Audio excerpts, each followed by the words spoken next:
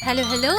Ako lang ba to? Pero parang napakabilis talaga ng oras dito sa New Zealand. Yung 2 days off mo ay napakabilis lang matapos. Minsan nga iniisip ko na dahil ba wala ka masyadong ganap kapag weekend kaya parang napakabilis lang ng oras. Kaya naman baliktad dahil sa sobrang busy mo at napakadami mong ganap kaya naman napakabilis ng oras. O diba medyo magulo at hindi lang ako yung nakakapansin yan pati workmate ko at pati sila Carlo and Clay ganyan din minsan yung observation. Bakit daw na kapag nasa Pilipinas kami parang ang bagal matapos ng araw pero pag dito naman sa New Zealand napakabilis lang talagang matapos ang bawat araw. So ito nga nung nakaraang weekend ay nakapag-grocery shopping na naman ako at hindi lang nga sa Pack and Save kundi pati sa Filipino store. I think yung araw na to ay hindi pa nakakabalik si Clay dito sa New Zealand kaya ako na muna yung nag-unload ng mga pinamili ko. Dating ko kasi sa bahay kapag after mag-grocery shopping automatic na yan si Clay na taga-unload talaga ng mga pinamili ko. Luto din nga pala ako ng sinigang na isda na snapper tapos pinrito ko din yung iba. Ang sinigang na isda na snapper tsaka pinrito halos every week talaga ay nagluluto kami nito. Napakadali lang kasi nitong lutuin kaya kahit weekday ay ito yung niluluto namin pang ulam. I think mga lagpas 11 o'clock na ako nakarating dyan kaya pinagsabay-sabay ko na yung pagluluto ng mga ulam at saka ng kanin. Medyo gutom na din ako kaya napakain na muna ako ng tinapay. Katapos maluto ay kumain na nga kaagad ako dahil talagang gutom na din ako dyan. Hello pala sa lahat ng mga kababayan natin na nagpapa-shoutout. Thank you sa mga followers ko na palaging nanonood ng mga vlogs ko. Ayun lang muna yung vlog natin for today. See you again next time. Bye!